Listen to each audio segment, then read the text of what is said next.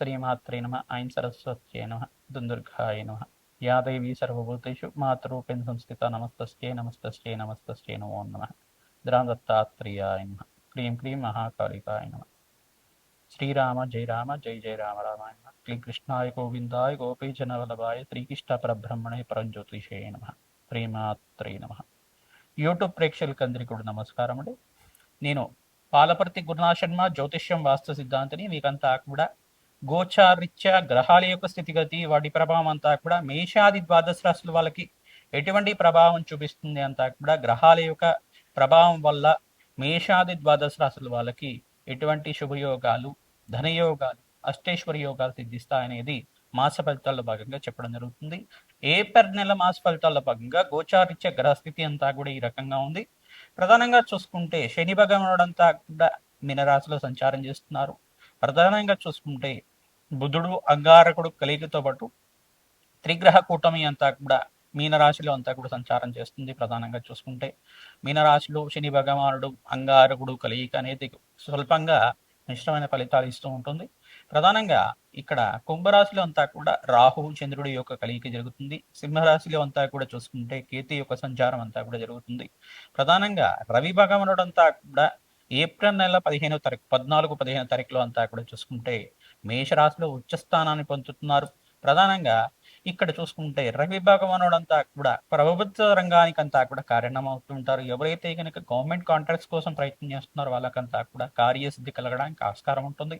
మరియు ఇక్కడ చూసుకుంటే ఇక్కడ శుక్ర భగవానుడు అంతా కూడా ఏప్రిల్ నెల 18వ తారీఖు తర్వాత ప్రధానంగా చూసుకుంటే స్థానచలనం జరుగుతుంది. అంటే రాశి మారుతున్నారు. ప్రధానంగా చూసుకుంటే మేషరాశి నుంచి ఈ యొక్క వృషభ రాశికి అంతా కూడా తన సొంతిల్లైన ఈ యొక్క స్వచ్ఛేత్రమైన వృషభ రాశికి అంతా కూడా సంచారం చేయడం వల్ల లక్ష్మీ కటాక్షం కలగడానికి ఆస్కారం ఉంటుంది. ప్రధానంగా చూసుకుంటే ఎవరైతే కనుక గోమాత సేవ చేస్తూ ఉంటారో తద్వారా మీకు అంతా కూడా రాజయోగ ప్రాప్తి రావడానికి ఆస్కారం ఉంటుంది. గోచారత్య బృహస్పతి సంచారం అంతా కూడా మిథున రాశిలో సంచారం జరుగుతుంది. గోచార చక్రంలో అంతా కూడా ఇక్కడ కాలసర్ప స్తంభంలో ఉందన్నమాట. కాలసర్ప దోషంలో ఉంది కాబట్టి మేషాది ద్వాదశ రాశుల వాళ్ళంతా కూడా ఎటువంటి పరిహారం అంతా కూడా ఆచరిస్తే కనుక రాజయోగ ప్రాప్తి, ధనయోగ ప్రాప్తి, ఆకస్మికంగా ధనయోగం అంతా కూడా సిద్ధించడానికి ఏ గ్రహాలంతా కూడా కారకత్వం అవుతుంది అంతా కూడా విశ్లేషణ చెప్పడం జరుగుతుంది. పరిష్కారం అంతా కూడా చెప్తాం. తద్వారా వీడియో అంతా కూడా చూడండి, లైక్ చేయండి, సబ్స్క్రైబ్ చేయండి. తద్వారా మీకు అంతా కూడా జగన్మాత అనుగ్రహం వల్ల అష్టైశ్వర్య ప్రాప్తి కలుగుతుంది. శ్రీమా మిథున రాశి జాతకులకి ఏప్రిల్ నెల మాస ఫలితాల్లో భాగంగా గోచారీత్యా గ్రహస్థితి ఏ రకంగా అనుకూలంగా ఉందో తెలుసుకుందాం. ప్రధానంగా చూసుకుంటే రాశిలో బృహస్పతి సంచారం జరుగుతుంది. ఇక్కడ శుక్రుడంతా కూడా వృషభ రాశిలో సంచారం చేయడం ఏప్రిల్ నెలలో 18వ తారీఖు తర్వాత స్థానచలనం జరుగుతుంది. తద్వారా అదృశ్య యోగం కలిసి వస్తుంది. సూర్య భగవానుడు అంతా కూడా మేషరాశిలో సంచారం చేయడం వల్ల అదృష్టం కలిసి వస్తుంది. తద్వారా మీరంతా కూడా అంగారకుడు శనీశ్వరుడు కలియిక వల్ల స్వల్పంగా ఈ యొక్క కోప ఆవేశాలకంతా కూడా స్థానం చెల్లడం జరగడానికి ఆస్కారం ఉంటుంది. ప్రధానంగా మీరంతా కూడా చిన్న చిన్న గొడవలు జరగడానికి ఆస్కారం ఉంటుంది. కావున మౌనాన్ని పాటించండి. తద్వారా మంచి ఫలితాలు పొందుతూ ఉంటారు. ప్రశాంతమైన చిత్తంతో నడవడిక ఉంటే కనుక అదృష్ట యోగం కలిసి వస్తుంది. మిత్రుల యొక్క సహాయ సహకారాలు తీసుకోండి, పెద్దల యొక్క ఆశీర్వాదం తీసుకోండి. తద్వారా మీకు అంతా కూడా మంచి ఫలితాలు పొందడానికి ఆస్కారం ఉంటుంది. పక్షులకి ఆహారం పెట్టడం వల్ల, గోమాత సేవ చేయడం వల్ల, ఎండాకాలంలో ప్రధానంగా చూసుకుంటే మీరంతా కూడా పక్షులకి, చిలకలకి కానీ, పిచ్చుకలకి కానీ, పావురాలకు కానీ, మరియు కాకికైనా కానీ దాహం నిమిత్తం అంతా కూడా జలాన్ని సమర్పించడం కానీ, ఒక మట్టి కుండలో అంతా కూడా జలాన్ని నింపి ఎక్కడైనా తోటల దగ్గర అయినా కానీ, మీ యొక్క అపార్ట్మెంట్ ప్రాంగణంలో కావచ్చు, మీ ఇంటి దగ్గర ప్రాంగణంలో అయినా కావచ్చు, ఒక చెట్టు దగ్గర అంతా కూడా చిన్న కుండలో అంతా కూడా నీళ్లు పోసి పెట్టడం కానీ చిన్నగా అంతా కూడా, తద్వారా ఈ యొక్క దాహాన్ని తీర్చడం అవుతుంది. భూతదయ అంటారు దీన్నంతా కూడా. ఈ పరిహారం చేసుకోవడం వల్ల సకల గ్రహదోష నివారణ అవుతూ ఉంటుంది. ప్రధానంగా చూసుకుంటే ఎవరైతే కనుక పశుపక్షాదులకంతా కూడా ఆహారం పెడుతూ ఉంటారో పొదువగమనుడు ఎన్నకడం వల్ల వ్యాపారం అభివృద్ధి అవడానికి ఆస్కారం ఉంటుంది. ప్రధానంగా పెసర్లు దానం చేసుకోవాలి. మీరంతా కూడా శనగలు దానం చేసుకోవడం, మినుములు దానం చేసుకోవడం వల్ల, నల్లనవల్ని దానం చేసుకోవడం వల్ల సకల గ్రహదోష నివారణ అవ్వడానికి ఆస్కారం ఉంటుంది. నవగ్రహాలకు అభిషేకాది కార్యక్రమాలు ఆచరించుకోవడం, పరమేశ్వరుడికి అంతా కూడా చెరుకు రసంతో అభిషేకం చేయడం వల్ల అదృష్టం కలిసి వస్తుంది. ఏప్రిల్ నెల 27వ తారీఖు తర్వాత మంచి శుభవార్త వింటారు. అదృష్టం కలిసి రావడమే కాకుండా లాభాలు గణిస్తూ ఉంటారు. పెట్టును పడ్డిపొడి అంతా కూడా లాభాలు గణిస్తూ ఉంటుంది. ప్రతినిత్యం కూడా ఇక్కడ శనీశ్వరుడు స్వల్పంగా దోషకారిగా ఉన్న రకమైన శ్రమతో కూడిన సంపాదన పెరుగుతుంది. అదృష్టం కలిసి రావాలంటే అమ్మవారి అనుగ్రహం కావాలి.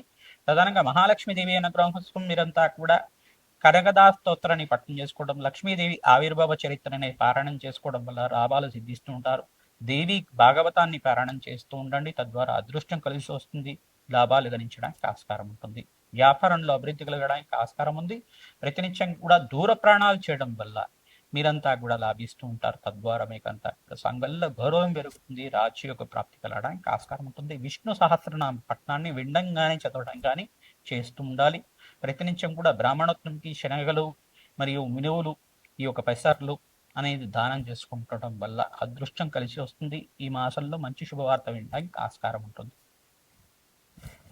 మేషాది ద్వాదశ రాశుల వాళ్ళకి ఏప్రిల్ నెల మాస ఫలితాల్లో భాగంగా గోచారిత్య గ్రహస్థితి అంతా కూడా రాహుకేతు స్తంభంలో ఉంది, కాలసర్ప దోషంలో ఉంది. కావున మీరంతా అక్కడ చూసుకుంటే ఇక్కడ ప్రధానంగా ఎక్కువ గ్రహాలన్నీ కూడా రాహుకేతు మధ్యలోనే ఉన్నాయి. కావున ప్రధానంగా సుబ్రహ్మణ్య స్వామి వారి ఆరాధన చేసుకోవడం, దుర్గాదేవి ఆరాధన చేసుకోవడం, దుర్గామాత దేవాలయంలో కానీ మహాకాళి దేవాలయంలో కానీ కూష్మాండ దీపాన్ని వెలిగించడం, పసుపుతో అభిషేకాది కార్యక్రమాలు ఆచరించుకోవడం వల్ల సకల శుభకార్యాలు నెరవేరడానికి, వివాహాది శుభకార్యాలు జరగడానికి ఆస్కారం ఉంటుంది. మంచి సంబంధం దొరకడం కానీ, పసుపుతో అభిషేకం చేయించడం వల్ల కార్యసిద్ధి కలగడం, మంగళకరమైన జీవితం జీవించడానికి కానీ, అనుకున్న పనులు అనుకున్న సమయంలో జరగడానికి ఆస్కారం ఉంటుంది. అప్పుల బాధల నుంచి బయటపడడానికి ఆస్కారం ఉంటుంది. నవధాన్యాలతోటి యజ్ఞ హోమాది కార్యక్రమాలు ఆచరించుకోవడం, నవధాన్యాలంతా కూడా అగ్నికి సమర్పించడం వల్ల రాజయోగ ప్రాప్తి కలుగుతుంది.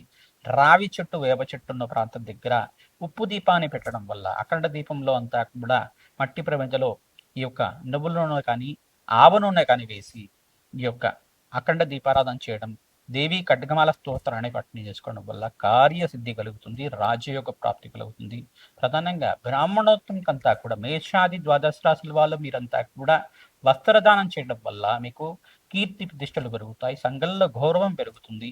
ప్రధానంగా చూసుకుంటే మామిడి పళ్ళు ఎవరైతే దానం చేస్తున్నారో, ఆధారంగా ఏప్రిల్ మాసంలో మామిడి పళ్ళని ఎవరైతే దానం చేస్తున్నారో బ్రాహ్మణత్వంకంతా కూడా పితృదోష నివారణ అవుతుంది. తద్వారా మీకంతా కూడా రాజ్యయోగ ప్రాప్తి కలుగుతుంది, ఐశ్వర్యోగం సిద్ధిస్తుంది.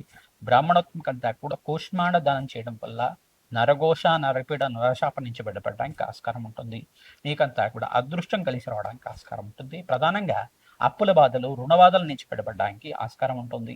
ప్రధానంగా ఇక్కడ అంగారకుడు శనీశ్వరుడు కలియిక జరుగుతుంది. కావున స్వల్పంగా మనస్పర్ధలు జరగడం కానీ, మాట పట్టింపు జరగడం కానీ, కోప ఆవేశాలు జరగడం కానీ ఆస్కారం ఉంటుంది. కావున మనశ్శాంతంగా మీరంతా కూడా మౌనాన్ని పాటించడం వల్ల కార్యసిద్ధి కలుగుతుంది, సకాలంలో పని అంతా కూడా నెరవేరడానికి ఆస్కారం ఉంటుంది. దూర ప్రాణాలు చేయడం వల్ల లాభిస్తూ ఉంటారు. తద్వారా పుణ్యక్షేత్ర దర్శనాలంతా కూడా మేషాది ద్వాదశ రాశుల వాళ్ళు ఈ ఏప్రిల్లో అంతా కూడా పుణ్యక్షేత్ర దర్శనాలు చేసుకోవడం వల్ల, సీతారాముల కళ్యాణం అంతా కూడా ఆచరించడం వల్ల మంచి శుభకార్యాలు నెరవేరడానికి, అదృష్ట యోగం వల్ల లక్ష్మీ కటాక్షం సిద్ధించడానికి ఆస్కారం ఉంటుంది. శ్రీమాత్రి